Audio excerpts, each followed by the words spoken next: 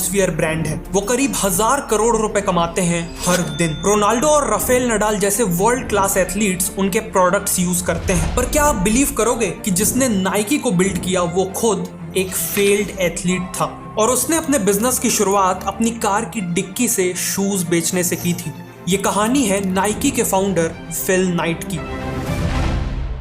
Phil Knight का birth 1938 में हुआ था अमेरिका के पोर्टलैंड नाम के एक स्मॉल टाउन में। बचपन से ही वो काफी तेज दौड़ते थे और उनकी लाइफ का अल्टीमेट ड्रीम था एक ग्रेट एथलीट बनना। स्कूल और कॉलेज में उन्होंने अपनी रनिंग पे बहुत काम किया और कई रेसेस जीती। रनिंग के साथ साथ फिल ने अपनी एजुकेशन भी कंटिन्यू रखी और 1962 में उन्होंने MBA कंप्लीट कर लिया। वो अभी भी रनिंग कंटिन्यू करना चाहते थे, लेकिन एक सुबह अपनी प्रैक्टिस रन के दौरान उनका रियलिटी से सामना हुआ। अपना पूरा यूथ रनिंग को डेडिकेट करने के बाद वो अपने स्टेट के तो one of the best athlete बन चुके थे, लेकिन वो एक नेशनल और इंटरनेशनल लेवल एथलीट नहीं बन पाए थे। Sadly he was good but not great. वो अब 24 साल के हो चुके थे और अब एथलेटिक्स में और बेटर होने का कोई स्कोप नहीं था। इसीलिए उस सुबह बहुत ही दुखी मन से फिल ने एक्सेप्ट कर लिया कि ये उनके एथलेटिक करियर का एंड है। एक इलीट एथलीट बनने के अपने सपने में वो फेल हो चुके थे, लेकिन तब भी वो कुछ ऐसा करना चाहते थे जिससे वो हमेशा स्पोर्ट्स के करीब रह सके। फिल भी हर रनर की तरह अपने रनिंग शूज से डीपली कनेक्टेड थे, इसीलिए उन्होंने डिसाइड किया कि वो शूज का बिजनेस करेंगे।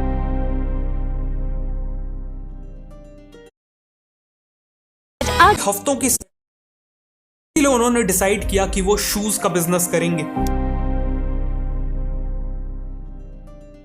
फिल को याद आया कि उन्होंने अपने MBA के दौरान कई हफ्तों की स्टडी की थी और रनिंग शूज के बिजनेस के ऊपर एक डिटेल्ड रिसर्च पेपर लिखा था। रिसर्च में उन्हें पता चला कि जापानीज कैमरा कंपनीज ने अपनी बेटर क्वालिटी और लो प्राइस के चलते अमेरिकन कैमरा मार्केट को डिसरप्ट कर दिया था और उनके रिसर्च पेपर के अकॉर्डिंग जापानीज शूज भी सिमिलरली USA के शूज मार्केट को डिसरप्ट कर सकते थे और उस टाइम की सबसे बड़ी कंपनीज एडिडास और प्यूमा को ओवरटेक कर सकते थे। अपने इस कॉलेज प्रोजेक्ट के बेसिस पे पूरा बिजनेस स्टार्ट करना एक बहुत बड़ा रिस्क था, लेकिन फिल के पास और कोई ऑप्शन भी नहीं था। उन्होंने डिसाइड किया कि वो जापान से टाइगर ब्रांड के शूज को इंपोर्ट करके USA में बेचेंगे। टाइगर के शूज ओनित्सुका नाम की जापानीज कंपनी मैन्युफैक्चर करती थी, इसीलिए फिल ने अपनी पूरी सेविंग्स इकट्ठा की और फ्लाइट लेके जापान के लिए निकल पड़े। और फाइनली जापान पहुंच के उन्होंने ओनित्सुका के ऑफिस में कॉल करके एक अपॉइंटमेंट ले ली। मीटिंग से पहले वो काफी नर्वस थे। एक यंग लड़का जो नेचर से काफी शाय और इंट्रोवर्टेड था, वो सडनली जापान की एक बहुत बड़ी शू कंपनी से पार्टनरशिप करने निकल पड़ा था। ऊपर से ओनित्सुका के एग्जीक्यूटिव ने मीटिंग की शुरुआत में ही फिल से उनकी कंपनी का नाम पूछ लिया। पता नहीं कैसे, लेकिन फिल के दिमाग में उनके घर में रखे ब्लू रिबन्स की इमेज आई। वही ब्लू रिबन्स जो उन्होंने कई रेसेस जीत के हासिल किए थे। और फिल के मुंह से सडनली ब्लू रिबन निकल गया।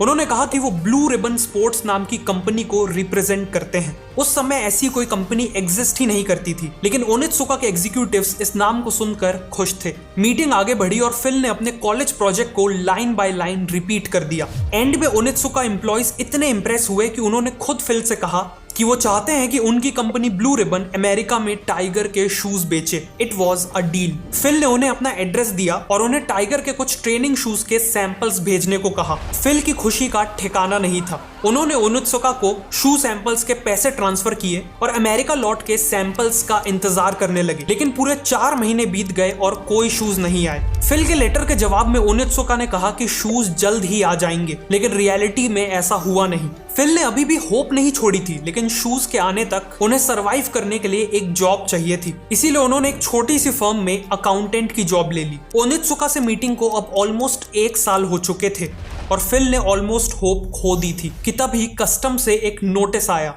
जापान से टाइगर के 12 शूज आ चुके थे। फिल ने शूज को कलेक्ट करने के बाद उन्हें बिना रुके अनबॉक्स किया और सबसे पहले ये शूज अपने कॉलेज के कोच बिल बोवरमैन को दिखाए और अपने बिजनेस प्लान के बारे में भी बताया। बोवरमैन को वो शूज इतने पसंद आए कि अगले ही दिन उन्होंने फिल को सीधा 50% बिजनेस पार्टनर बनने का ऑफर दे दिया। इस ऑफर से फिल काफी सरप्राइज थे। अपने पूरे कोचिंग करियर के दौरान बिल बोवरमैन अगर किसी एक चीज से सबसे ज्यादा ऑब्सेस थे तो वो थे शूज। सालों से शूज के साथ एक्सपेरिमेंट करते करते वो